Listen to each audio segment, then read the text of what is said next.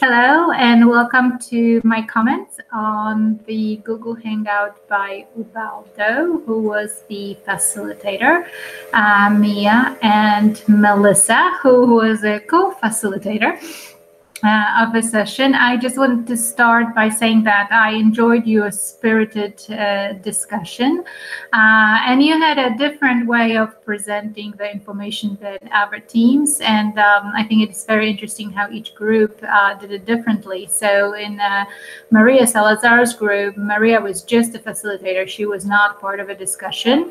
In the group that Nicole was in, and Kennedy and Kayla, Kayla was sort of moving the discussion forward, and in your group, it was a little back and forth, and you had a lot of exchanges. And the interesting thing was that Ubaldo was part of the conversation. So one of the suggestions I have for you for the next Hangout is perhaps have a little bit more structure in who is taking what question, and have a person start with that question and start answering, and maybe then you contribute to it, because at some point you were sort of talking over one another and you were all very respectful. And you were saying, oh, okay, go ahead, and stuff like that. But it probably consumed a little bit of focus as you were trying to push through it. And one thing about your team also, when we are talking about leadership, is that we have two individuals on your team that have opposing end of introspection and exospection. So Mia is an extrovert and Melissa is an introvert. And if you know about the introversion and extroversion, is the difference between two styles is that extroverts really take energy from other people. They like to be, they draw the energy from the environment, and they like all the input, and they like to talk and offer solutions. And the introverts, which is Melissa, like to listen first and sort of internalize it and reflect before they speak. So it's like two different styles of thinking. So for introverts, sometimes it seems like the extroverts are just way too overwhelming. And for extroverts, it seems like introverts may be aloof or, don't have much to contribute initially. So I want you to be cognizant of those different styles and sort of mash them for the second one, a little bit having more perhaps organized discussion. But that's not a criticism, it's just the group dynamics and how you all process information. So I've got to say you are all prepared, and I could see the evidence of reading, and really good job. Mia, you had a lot of definitions that you prepared beforehand, and you had your notes and stuff. So I did enjoy your conversations. You started with a back, so with further questions, particularly about the small disturbances and the butterfly effect, and how that leads to complex issues and uncertainties.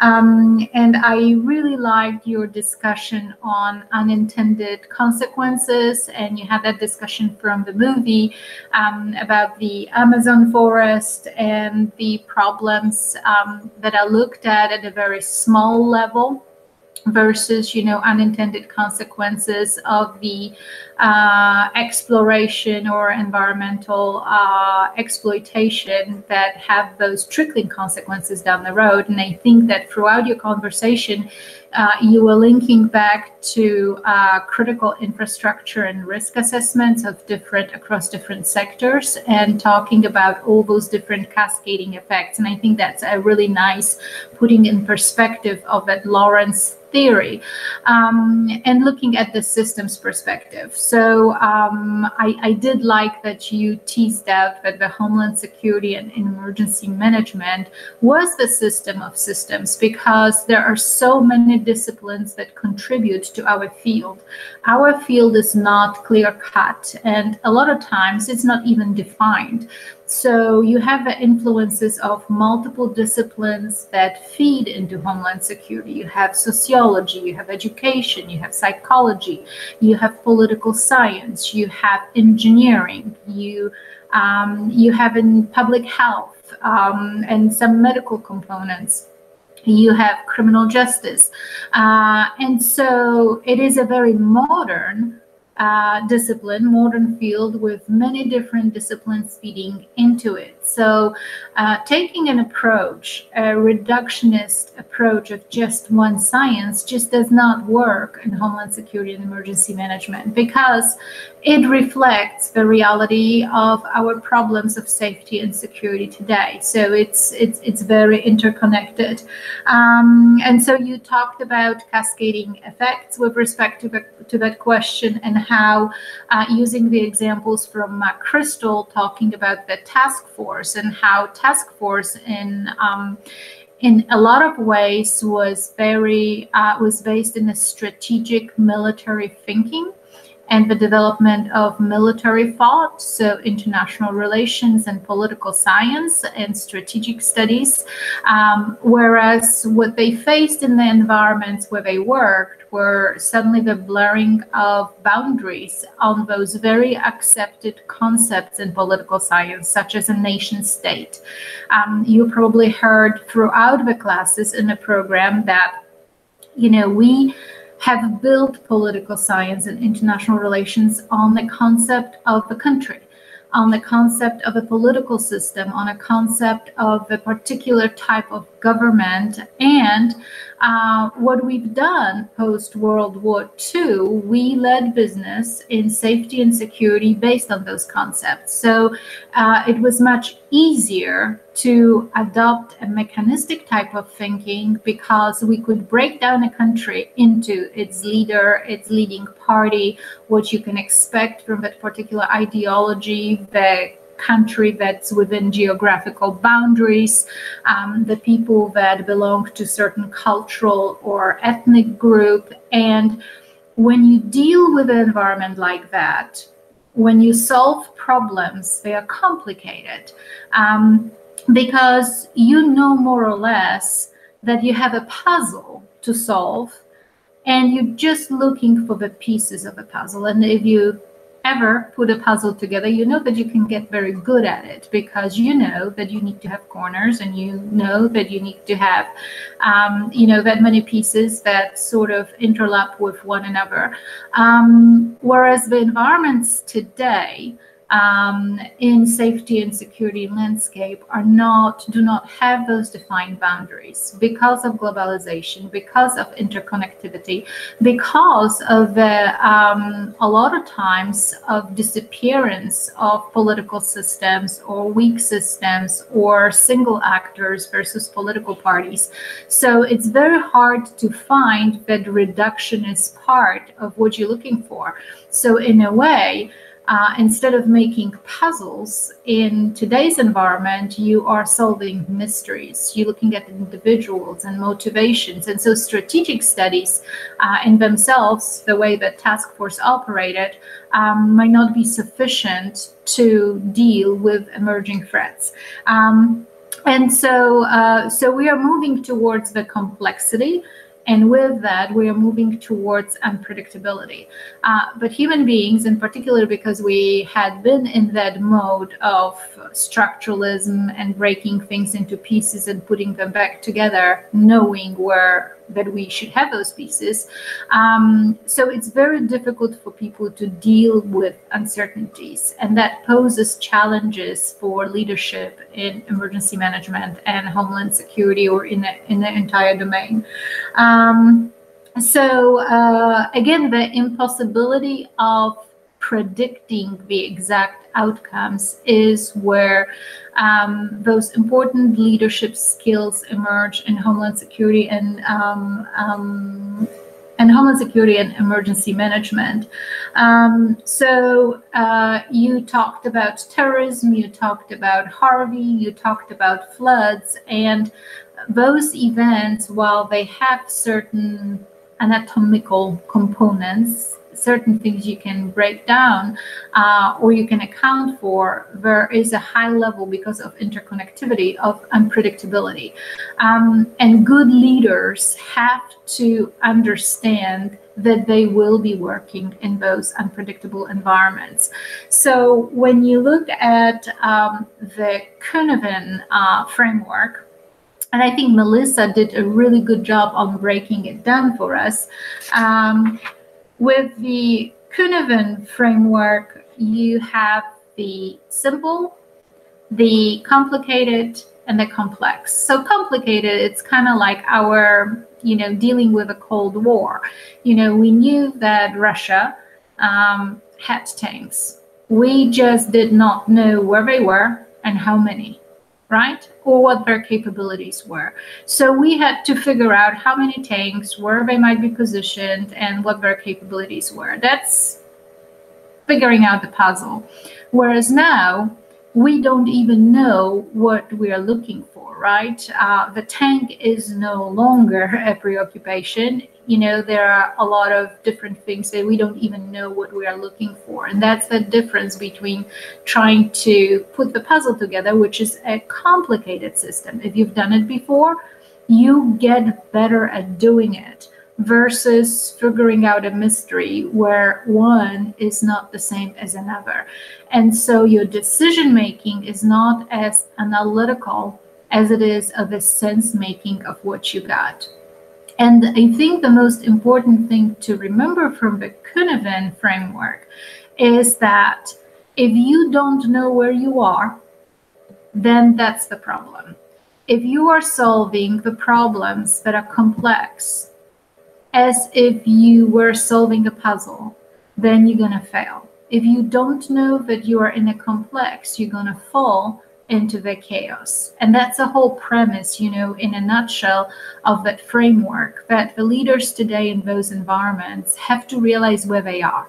And based on where they are, then they have to figure out what kind of strategy they're going to use to run their organizations or to solve their problems. And the reductionist thinking is no longer sufficient or no longer adequate. It might be good for some problems, but will not be good for all the problems, particularly the complex ones. So that was, the gist of your discussion here. Ubaldo was talking about the fact that, with those big events like Harvey, you cannot predict things. But what you have to keep in mind, and I agree with you, Ubaldo, that you cannot predict, there are high levels of unpredictability. What those levels of unpredictability do is they put a tremendous pressure on leaders in Homeland Security and emergency management, because people expect accountability, people expect answers, people expect information, and people expect a good assessment of risk.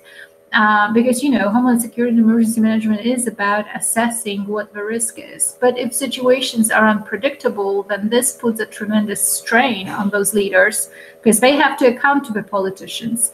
They tend to see things on two ends of the spectrum, as either that or that, which is a complicated, the way of solving complicated problems, right? We have some sort of experience, we have after action reports, we've broken down those disasters into pieces and we learned from them.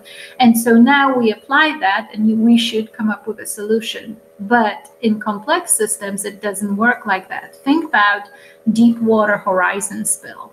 And the fact that no matter that we had research on what happens with the Corexit dispersant, when it gets dispersed and hits the water, it's supposed to be, like a soap mixed with water. It should not be toxic. However, we didn't have any research on having it dispersed for spills that were at 5,000 feet deep. So it was a novel situation that was creating totally novel scenario. So taking solutions from previous incidents, yes, that's important, right? Having that standard operating process, looking at lessons learned, but then you also look for novel solutions for as you call it, thinking outside of the box. And that's where all those different components of leaderships come to play, that there, a lot of times in homeland security and emergency management, there are not clean-cut solutions. Sometimes you might have to look for best workable solution at a time. And that's where realizing the limitations of leaders comes in, and it's very important. So then you talked about the clockwork thinking and anthropomorphic changes, or, we looked at the ecology and system perspective, talking about our interconnection with a lot of different things. We have natural hazards. We have natural hazards that are being messed with by the humans, right? So if you take natural gas, it's a natural hazard. You put it in a pipe, you make it a technological hazard, possibly. And then you also have threats that are intentional security issues.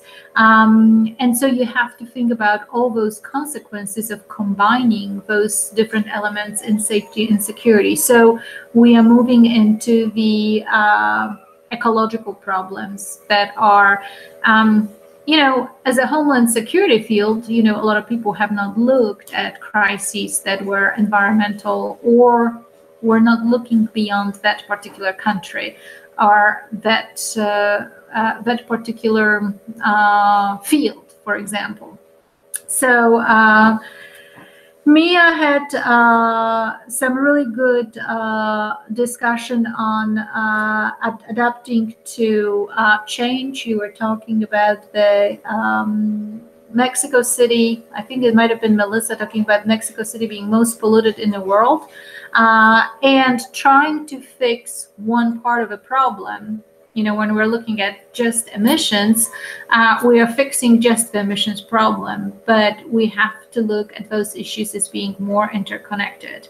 And specifically, looking at one country polluting is counterproductive because we are so interconnected, and because even our food, comes from all over the place. So when you're thinking about security, now think about that. When you produce something in Texas or California, you can go to the grower, you can trace the DNA of the plant, how it was formed and stuff like that. In a globalized environment, you can buy a fruit that you don't know where it is from. And case in point, I went to Costco last year, I think, and I was considering buying a melon. And it said that it was produced in the European Union. And so I was really puzzled why we would be bringing melons from the European Union. So I asked the manager to tell me more about that melon. And he said, well, it could have been in the European Union, but also says it could have been from Israel and could have been from China because of the trade agreements. And because California had really bad weather, we started bringing those fruits from other parts. So at this point, you totally lost the chain of custody of that fruit, where it came from. So now for you, for assessing the quality of that fruit, is very increasingly difficult, because you don't know if it's in China. That's a totally different story, but it was in Israel, looking at China agricultural practices. So suddenly you are at the end of a food chain and you don't even know where your melon came from. And that's just one example of how interconnected we are. We don't know where those different parts and pieces come from. So that's an example of a very complex system that we are living in. And so that creates, leadership challenges for people that are running those environments. And Melissa was, when you talked about, since, you jumped all over the place with all those different ideas on emotional intelligence, you talked about the ability to adapt to change. And that's certainly one feature of emotional intelligence for future Homeland Security and emergency management leaders. That we are experiencing change at the fastest pace ever. Just think with the advent of internet, how our life has changed. We sent somebody to the moon first time with the memory of computers that today your phone that your newest iPhone has a lot more memory than what we send the man to the moon with. So with the increasing technology, we also getting into those very, very interconnected issues. And with that goes, the necessity to change our thinking, to change our approach to complex issues. The courage and willingness to listen was, something about emotional intelligence that was brought about by Ubaldo, and you talked about Jack, the political scientist or politician in the Mind Walk movie, who was trying to figure out in a very reductionist perspective, right? He was trying to break apart his election process and figure out the pieces and what led to the failure of his campaign. And because he's pragmatic or, practical, he sees only his part of that equation. And, Melissa and Ubaldo and Mia, you discussed on how there are different factors, that come into play of communities, smaller communities and larger communities and cities and constituencies that are part of that process of political process. And Jack was just looking at it from his own perspective. Whereas the scientist, Liv Ullman, she was talking about her research on weapons and how she never anticipated, the secondary consequences of her research, and the ethical issues and consequences related to it. The logical approach to problems, again, is the Cartesian or Newtonian approach to problems. You break them apart and you try to find solutions based on things you've done before.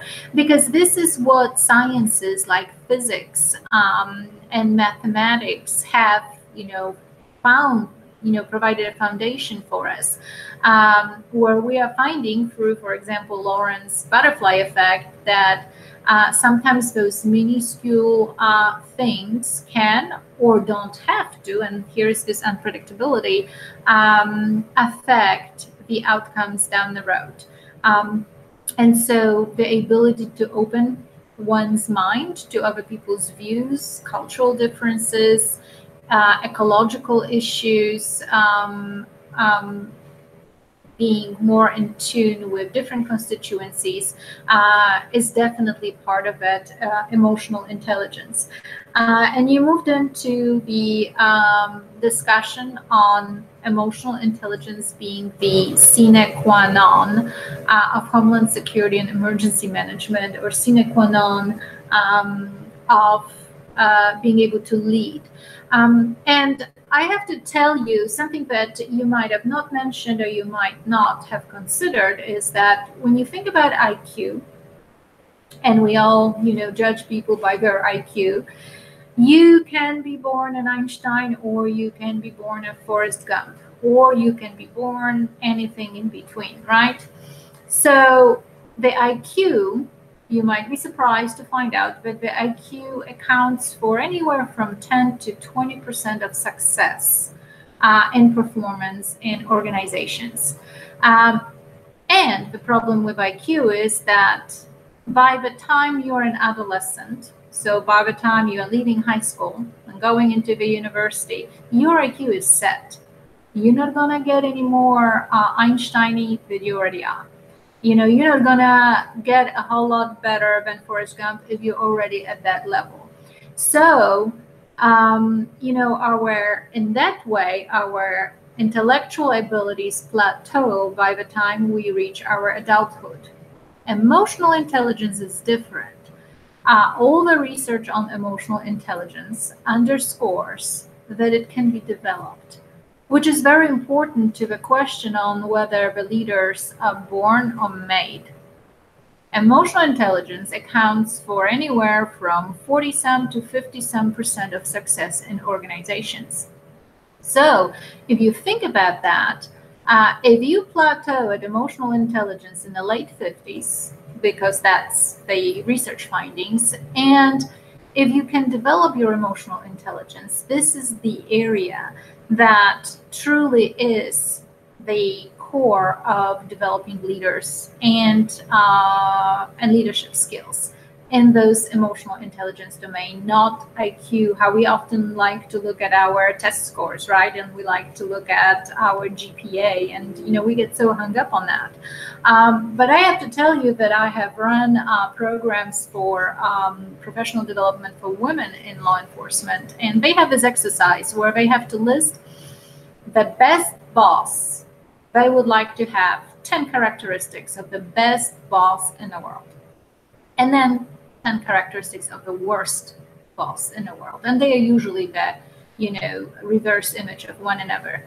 Never in my decade of teaching that course or using that particular exercise, I've never seen number one being domain knowledge or knowing policy and procedure or having a degree or being very knowledgeable in the topic. It never ends up being in a number 10. If anything, sometimes the experience and knowledge goes to credibility of a person. But most of the time, what you see in the top 10 and definitely in the top 5 is trustworthy, not bullying, empathetic, not a micromanager, somebody that is approachable, somebody that's collaborative, somebody that is caring.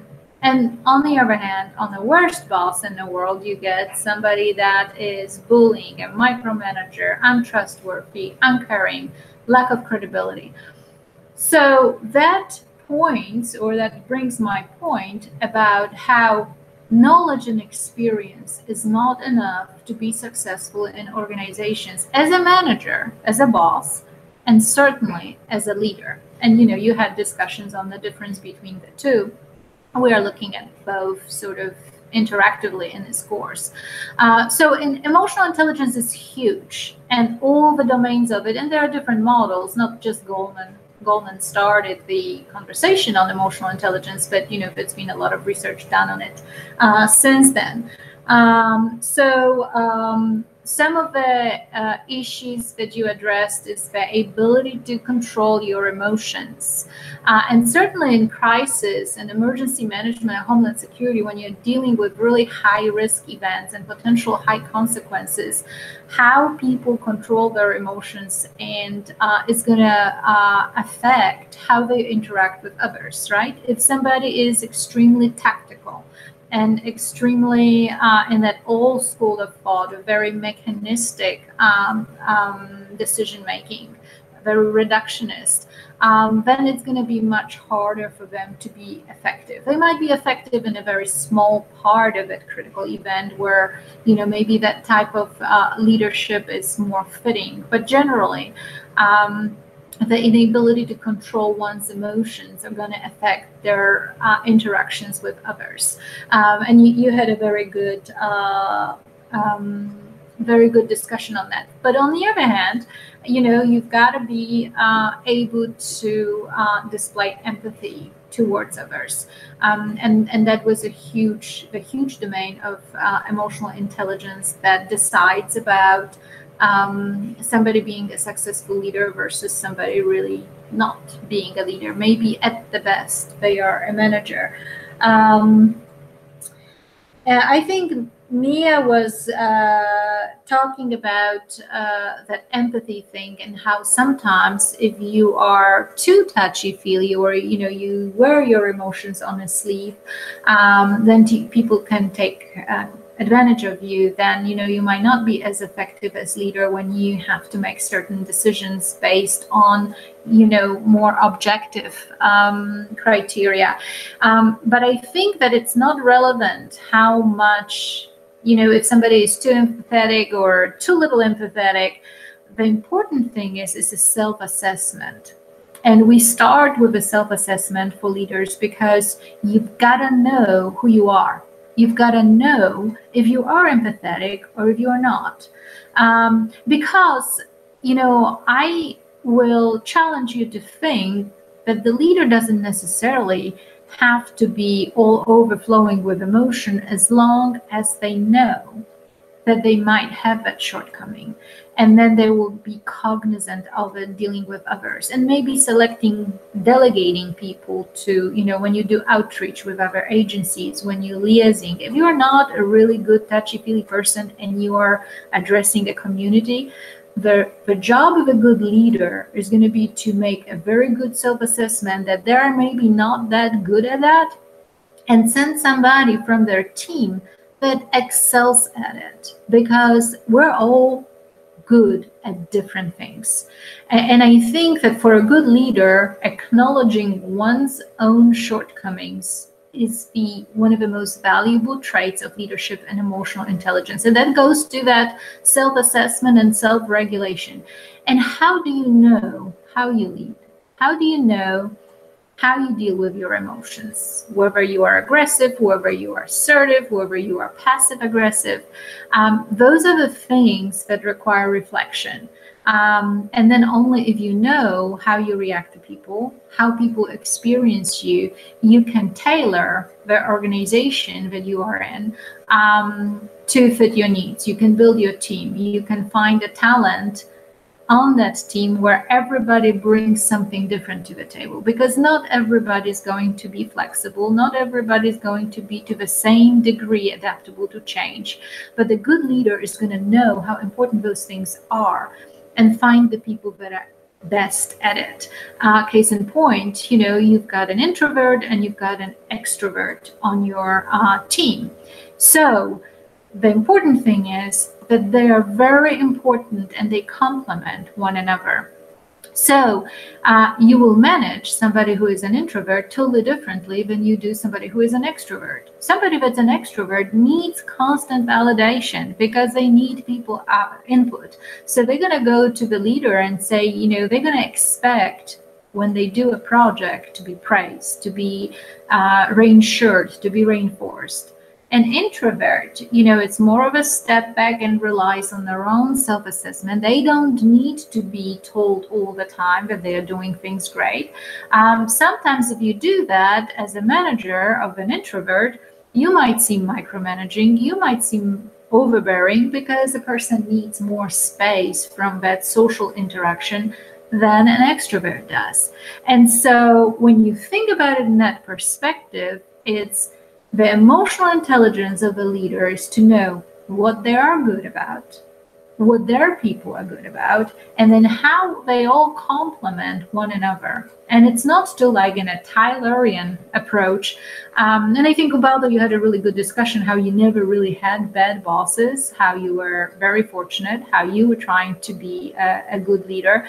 But I wonder if you would agree with me that the really, really important thing is to know who you've got, to know the talent that you've got, and increase people's strengths and forget about their weaknesses. For most part, if we have a weakness, there's a reason to it. If we haven't overcome it, then that's our weakness. As long as we are aware of it, then probably that's half of the success. If we work on our weaknesses, we usually do things we don't like to do and we're less effective. But if somebody can diagnose our talent and how we can best contribute to a particular issue, then we can flourish. And for a good leader, particularly in what we are talking about, emergency management, homeland security, those interconnected fields, the good leader is going to be able to diagnose that talent and to nurture it and bring it up in teams. So again, you mentioned being humble, being approachable. Certainly, in a military environment that Ubaldo was discussing, a lot of time that there is a chain of command, and so it's very hard to come up to your higher ranking officer and approach them directly. But generally, approachability is linked to emotional intelligence. So if people are not approachable, the big standard is management by walking about and walking with your people and being with your teams. So sometimes you're going to have organizational constraints, but generally when people are approachable, they are more aware of what's going on. And if they are not approachable, then they have to know who is a horse whisperer in the organization, right? If I don't like to talk to people, being a leader, then I should know who is my best talking to people person. And I can get them to get me this information. Because as I said, we all have our shortcomings and things that we do well or we not do so well. So trying to put the, square peg into the round hole doesn't work. It's the ability to know our limitations as well. So self-awareness is key. Self-regulation, that's controlling our emotions, knowing how people perceive us, having, the ability to restrain in certain situations. Social skills. You had a discussion on social skills that if some people, you can't just teach them social skills. And, I would say that with the exception of maybe some special ed issues where you actually have certain types of autism, certain types of syndromes that people experience and their cognitive development would make them less or more sociable. So it's very important to know if there are people in the organizations that you have that might have those limitations. You do not want to try and make somebody a social butterfly if they are restrained on that. But that again goes back to the awareness of others by the leader, knowing who you are, what you can do, but also knowing what your people can do and not put them in impossible situations. Because again, most of the time you're going to lose talent this way. People that are autistic or people that might lack social skills because of their developmental issues, they might be very, very good at something else. And if you put them in those areas, then they're going to perform the best for you in those. And all right, so empathy was a huge factor, certainly in Katrina, and not only in Katrina. In most of the incidents that we study in the last 100 years of emergency management, definitely in the last 20 years of Homeland Security, empathy, it doesn't mean feeling sorry for somebody. That's a totally different notion. Empathy is the ability to suspend your judgment, sit back, and see what the other person sees, and position themselves in their world, in their picture. Because, I like to think about the life as a beach ball. You have a beach ball, and if you've ever seen a beach ball, if you've gone to the beach, it's got all those different stripes and different colors. And depending where you sit around the circle, you will see a different color of the beach ball more predominantly, right? So if you sit in front of a red stripe, somebody asks you, what color is the beach ball? You tend to see the red. If you sit in front of a yellow, you tend to see the yellow. If you're on the other side, you might be seeing the green. To you, the beach ball is mostly green. To me, it's mostly yellow. To Mia, it might be mostly blue. The thing is, we've got to know what the different parts of a beach ball are.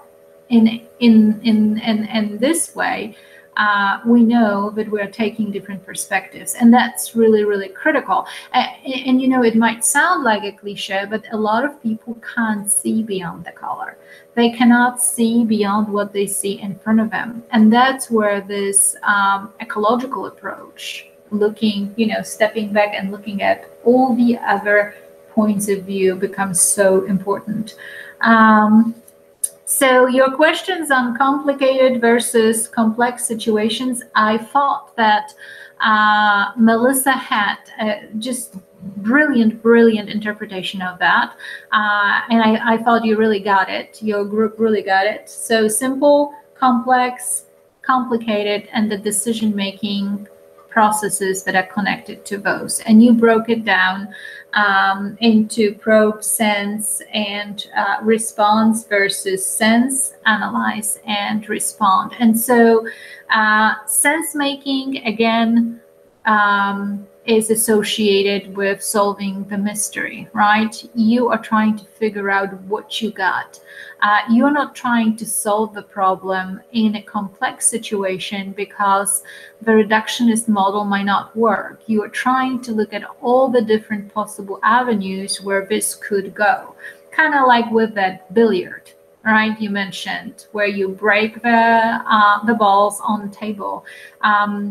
And you don't know at the moment where you break them where they're going to go. You can't possibly predict that. And as you move through the game, you are making sense of the game as you go. And this is the environment of safety and security that we are living in, that unpredictability, which is really, really difficult for most people to handle, because most people, policymakers want to write policies that are going to tell you recommendations, A, B, C, D, E, do this, do that, and you're going to have that outcome. Well, now those policymakers have to listen to the leaders in Homeland Security Emergency Management telling them, there's a lot more layers to that. There's a lot more onion than this. And so that's a challenge. Political pressures, policymaker pressures, and then public expectations. We are so used to the comfort zones. Somebody telling us something is unpredictable puts us out of our comfort zone. We want to know what to prepare for. We want to know what to pack. We want to know how to secure the place. We want to know what to do to minimize the risk. And a lot of times those things are not clear cut. So here is where adaptability, lifelong learning, are very, very important. And you had discussions on experience. How does experience come to this? And I already mentioned, most of the time, the expertise in a particular topic does not necessarily make for the success. Certainly, the lack of expertise will make for a failure. There is no doubt about that. But you do need, beyond the Taylorian approach, you do need the sense making, and that includes bringing everybody to the table and having participatory process. And again, with the Kuhnevin that your group broke down so nicely, the most important thing is being aware. Self-awareness goes to emotional intelligence. This is how emotional intelligence comes to this whole model. Emotional intelligence is realizing where you are, realizing where you stand in what quadrant. If you are trying to find a solution to a complex problem based on something that was done before, historical data, pattern matching, analytical process, that is typical to complicated problems, then you're going to end up in a chaos. As long as you're in a complex environment and you're sorting through the things, you're navigating through it, it's almost as if you are talking about the constant state of emergence. So the solutions are emerging. They are not there for you to learn or grab or be ready cooked. So flexibility in thinking is really huge. Where is the challenge then? Why are we talking about it? We're talking about it because this is not how we've done things in emergency management specifically, but also in all those areas related to terrorism. The way we've always done things was by deconstructing puzzles, figuring out, the missing part. We knew something was missing. We just needed to figure out where it goes. Whereas our realities right now are different. So take a practitioner with, years and years of fighting fires, or somebody with years and years of dealing with floods. When they come to the likes of Harvey, they get devastated because the plans that they had in place did not work. And then there is civil lawsuits, and then there is pressure from the politicians, and then there is government expectations and public agencies expectations that, they should have accounted for that.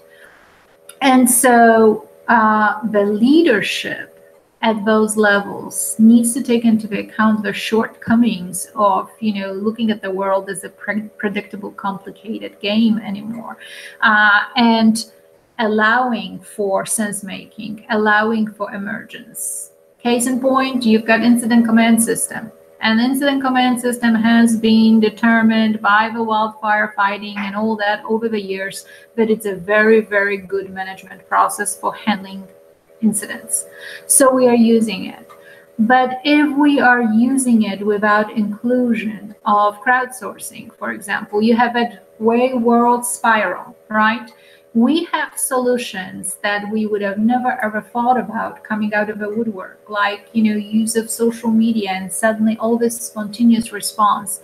If we don't have processes to fold them into the incident command system or traditional responders, if those practitioners are reluctant to adapt to new situations, their excuse always is, First responder citizens are liability. They're a liability. They are getting into the scene. We have problems with credentialing. We have problems with accountability. Well, the thing is, in every event in the recent decade, those emergent forces were beneficial to solving the issue, to get people out of the homes, to get people to the other end, to the lily pad during Harvey. So we have to accept that there are going to be those organic solutions that are going to evolve. And even though we have a structured process, that process might not work very well for this situation, and we have to adapt. So good thinkers, good leaders, good managers in Homeland Security and emergency management are going to realize that there are limitations to planning. But planning, perhaps, overall, is an illusion, is only a step in a certain direction, but you can do so much based on those after action reports and historical data. But when the thing hits the thing, then you're still left with sense making, and you have to be flexible, and you have to be respectful of people having divergent opinions. Maybe the young generation having different solutions to the problem that the old generation had. And those are, the basic foundations of leadership theory. But with a millennial generation like you coming into the play and technologies, having that flexibility, open-mindedness, accepting other people's views, even though they might not have 30 years of experience fighting fires, because they might bring something like linguistic diversity to the table. They might be aware of the cultural pocket of some citizens that they know because they are from there. So again, because we are living in such complex communities, there is no notion of community anymore as being in one geographical area, right? We're all communities of something. We're a community of students when you study. You are a community of internet when you are on your social media. You're a community of, volunteers where you go and volunteer somewhere else. You are a community of working for AGB or for the Marine Corps or at the border, and that's also your working community. And now you've got all those different communities together. So a concept of community is totally different as well. And again, if you're thinking in those ecological perspectives, multi-systems coming to play, you'll understand that there is different way of doing things beyond the Marine Corps, right? Not necessarily worse, just different. You will know that there is a different way of doing things, that the AGB does. You'll know that there is a different way of doing things that the academics do. And the practitioners will understand what the academics are doing, and the academics are going to understand what the practitioners are doing. Case in point, again, look at our College of Criminal Justice. And when we're talking about expertise, right, we have a lot of people coming back from the field, teaching or getting degrees and so on, because we have just very different times, where that expertise is really important and the experience that they're bringing, but they're still learning, which was not necessarily the model, 30 or 40 years ago. So Let's see what else I have on here. Linear thinking, step by step. Again, I agree with your discussion, but the linear thinking is necessary to start solving complicated things. Most of the time, we're dealing with complicated things that have solutions. However, when we move into the arena of unpredictability, then the environment changes. And the standard operating procedures, maybe you have to use your discretion, maybe you have to break the rules. I call it unstrapping in crisis. And that's a phenomenon where the rules are so constraining that if you follow them, you will fail.